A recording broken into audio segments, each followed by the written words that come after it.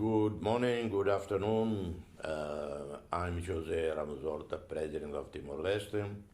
I regret I'm not able to be in Tokyo with all of you. The world is confronted with extraordinary challenges, and like almost every other day, there is a new crisis erupting. Whether it is the ongoing crisis in Myanmar, to which the UN pays little attention, to which the international community pays even less attention, and we don't see street demonstrations around the region, in our own region, in Indonesia or in Thailand, in the Philippines. We don't see hundreds of thousands of people demonstrating in sympathy, in solidarity with the youth, the women, the children of Myanmar that have suffered enormously since the coup orchestrated by the Myanmar military, robbing the people of Myanmar of the right to a full-fledged democracy.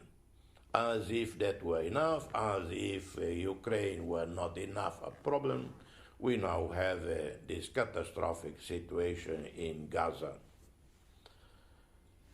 So I would at least want to share with you quickly, because I know I have a limitation of time.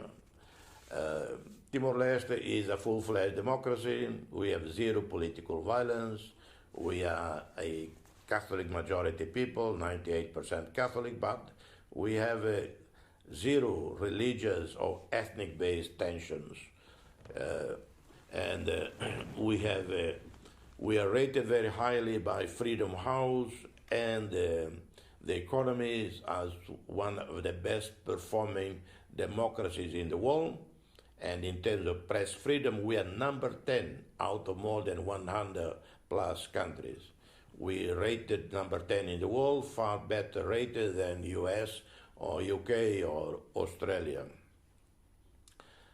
But what are the solutions, or how to remedy our current multilateral architecture, peace and security architecture? The UN Security Council, the permanent members have failed miserably in regard to Ukraine, in regard to Myanmar, and now in regard to Gaza. Yes, the problems that have occurred, partly we attribute to the collective failure or the inadequacy of the global security architecture that have been erected and perfected since the end of World War II. But it has not been able to adapt to the increasing new challenges that the world faces, including transnational terrorism that has shaken the world the last 15, 20 years. And as if that was not enough, the threat from transnational terrorism and other transnational crimes, we now have this extraordinary humanitarian crisis that challenged at the root the legitimacy of the international security system, the situation in Gaza. And of course, Israel has a lot to answer for that because of the failure of implementation of the two-state solution. One country that could have led the international community towards the implementation of the two-state solution and prevention of escalation of tensions and violence, precisely Israel.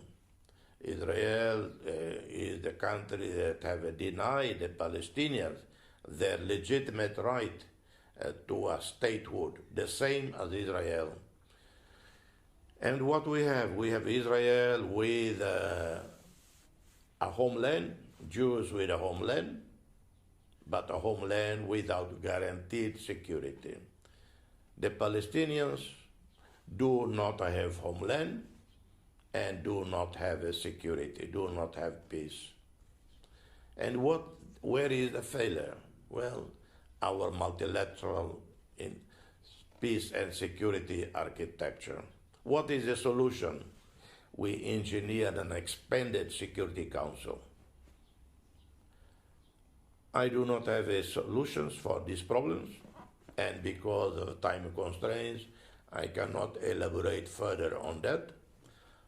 But the simplest that we could do is to reform the Security Council, expand the numbers, non-permanent and the permanent, because we cannot continue only with the five. A legacy of the Cold War, a legacy since the end of the World War II. The five do not represent us. The world had changed, bigger world, bigger demographics.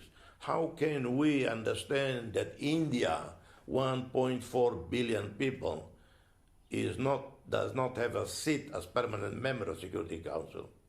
Or Indonesia, the largest Muslim majority in the world, 280 million people. Or Brazil, more than 200 million people, and Latin America is completely underrepresented in the Security Council.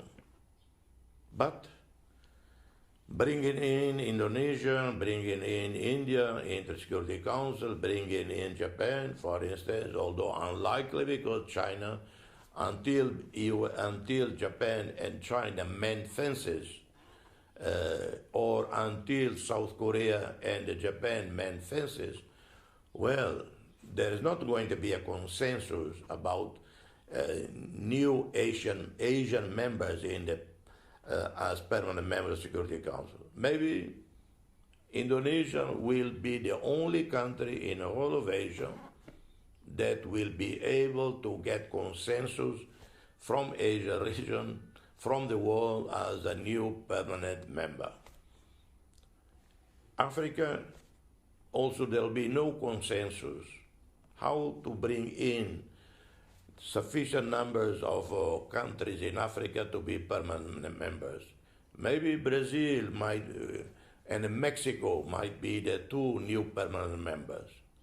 But this in itself, yes, of course, bring more legitimacy, more representations from the other countries, but not so, it is not going to resolve the problems of efficacy of the Security Council in preventing conflicts, in mediate conflicts, and to resolve conflict once they happen. The problem is deeper than that. I end here, my time has run out.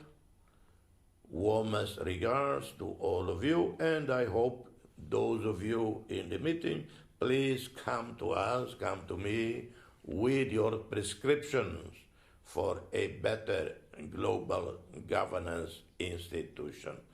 God bless you all. Arigato gozaimasu.